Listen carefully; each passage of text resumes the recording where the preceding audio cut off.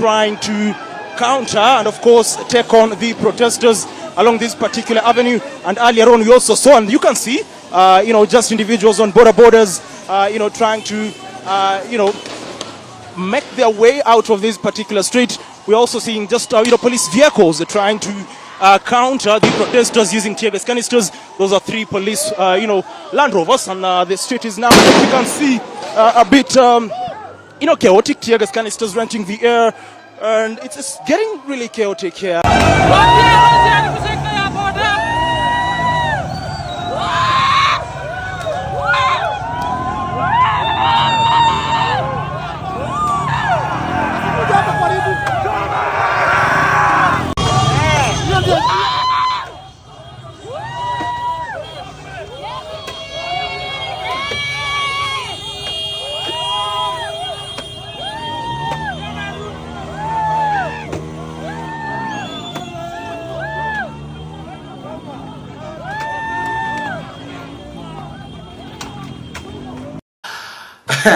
Welcome back once again to Bonita Media. Call me Boniface Owino, and please, if at all we are meeting for the first time, don't forget to drop me a comment at the comment section telling me where you're watching this video from and how these videos are reaching you. I also like to appreciate those who have already subscribed, people like Lillian, people like Billion, people like Jefferson Siringa, people like Omari Ndati, Fox, JB's, JB.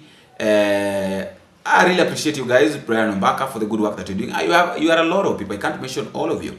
People like Caroline, thank you guys very much for Marlene, for what you're doing. Thank you guys. May God bless you. Asanteni sana.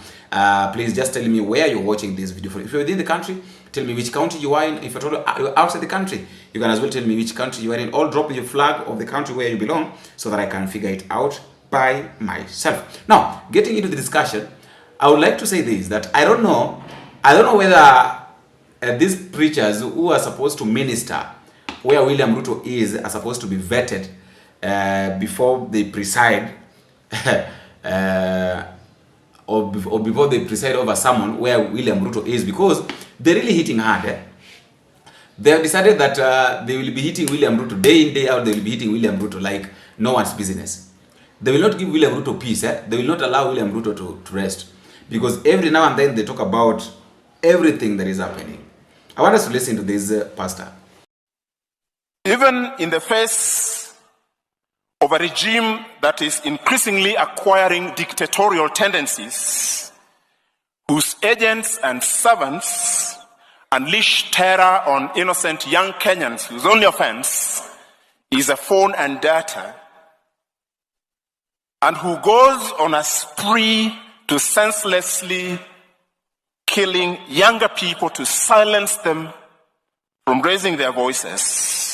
When the Holy Spirit is resident in us, the entire company of heaven is with us, and therefore we acquire unusual courage to speak and to demand good governance. Because speaking we must, because if we don't, then we are done. And life we must live only once, and dying we must die only once. So before we die, being killed like cockroaches, Holy Spirit and the company of heaven is resident in us and is propelling us with a conviction that we must speak. And that is why we want to ask this government to apologize to Kenyans for unleashing terror on young people, and those who hold positions that they misuse to kill Kenyans must relinquish those positions. Whether you are a deputy inspector of general police, you're not bigger than Kenya. We call on you to tender your resignation, allow for investigation to go on. And the Holy Spirit compels us to demand good governance, because Kenyans are taxpayers.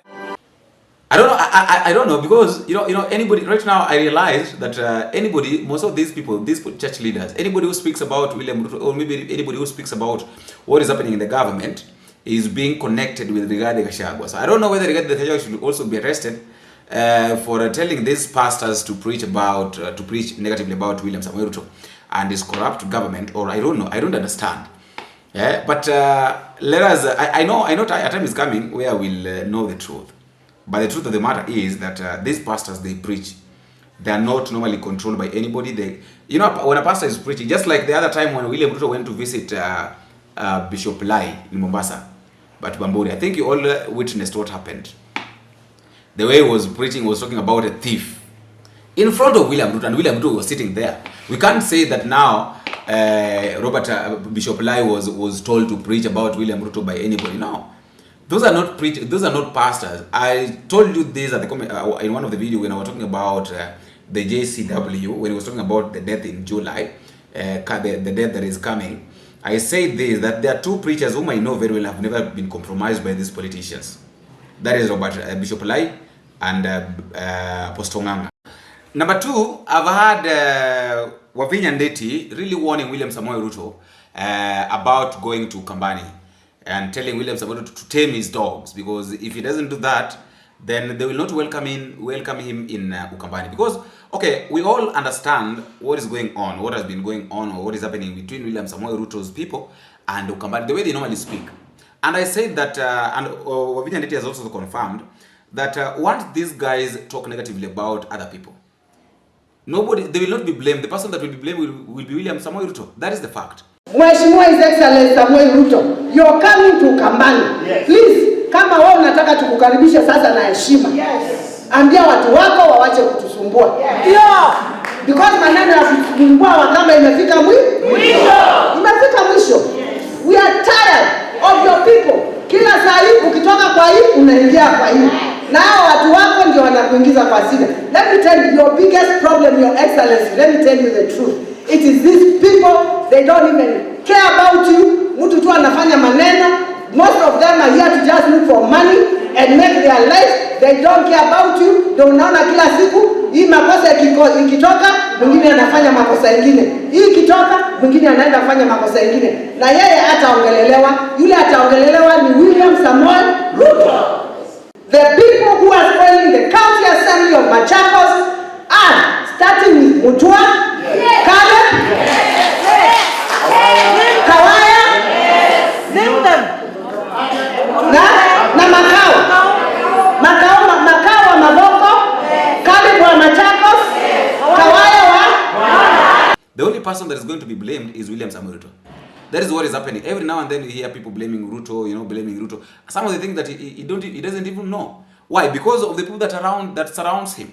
That is the fact. So one thing I can say, as I give you a chance at the comment section, is that William Samoei Ruto should also be aware of the people that surrounds him. Because if he doesn't talk to them, doesn't tame them, then it will going to be a mess to him.